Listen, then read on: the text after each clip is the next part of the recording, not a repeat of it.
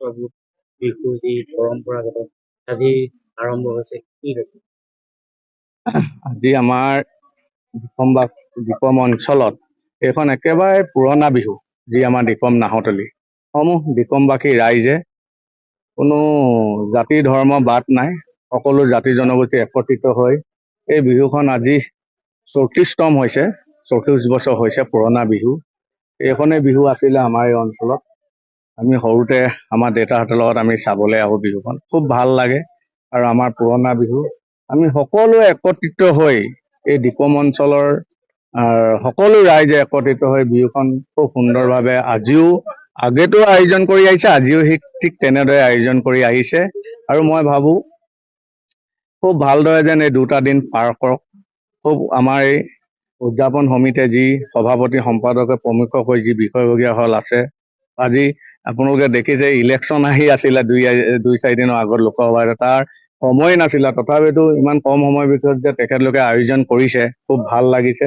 আৰু খুব সুন্দৰভাৱে যেন এটা শান্তি শৃংখলাৰ ভাৱে যেন আমাৰ দিখম অঞ্চলৰ ৰাইজে বিহুখন পালন কৰে, সেই মই ভগৱানৰ ওচৰত প্ৰাৰ্থনা কৰিছো।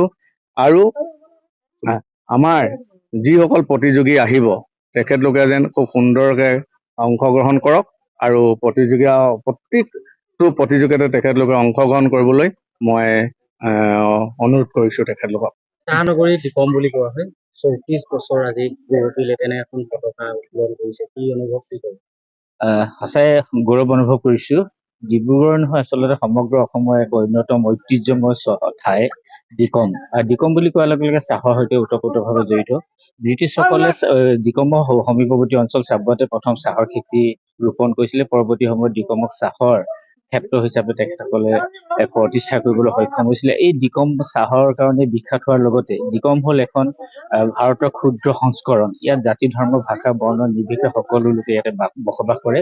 আৰু আমাৰ পৰম সৌভাগ্য যে এই দিখমৰ কিছুমান উদ্যমী আৰু উৎসাহী লোকে আজিৰ পৰা প্ৰায় 34 বছৰৰ পূৰ্বে দিখম ৰঙালী বিহু সমাৰোহৰ অনুষ্ঠিত কৰিছিলে। এইবাৰ 34 সংখ্যক বৰ্ষত অতিক্ৰম কৰিছে, বৰ্ষত ভৰি দিছে। তেখেতসকলে খুব সুন্দৰভাৱে বিভিন্ন জাতি ধৰ্ম ভাষা বৰ্ণ নিৰ্বিশেষে সকলোৱে একত্ৰিত হৈ এই বিহুখন পাতে। আৰু আমাৰ পৰম সৌভাগ্য যে আজি এনে এটা অনুষ্ঠানৰ মই পতাকা উত্তোলন কৰিবলৈ পালো। আৰু পতাকা উত্তোলন কৰিবলৈ দিয়াৰ বাবে উদযাপন সমিতিক বিষয়ববীয়াক মই আন্তৰিক ধন্যবাদ আৰু কৃতজ্ঞতা জ্ঞাপন কৰিছো।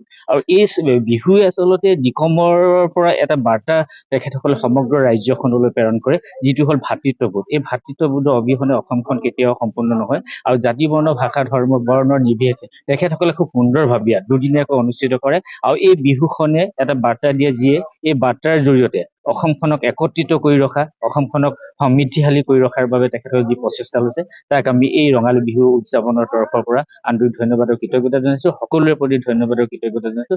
আৰু শেহতীয়াকৈ হলো সমগ্ৰ অসমবাসীলৈ ৰঙালী বিহু ওলগ আৰু শুভেচ্ছা জ্ঞাপন কৰিছো।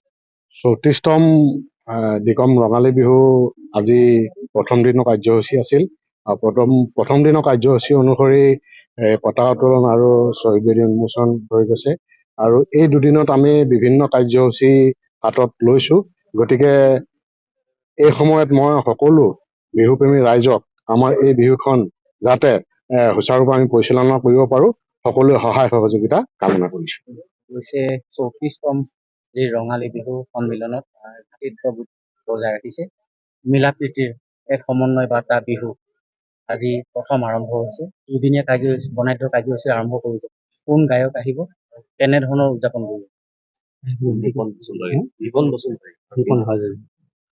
আজি সৰ্বপ্ৰথমে মই সমূহ অসমবাসী ৰাইজলৈ বিহুৰ শুভেচ্ছা জ্ঞাপন কৰিছো।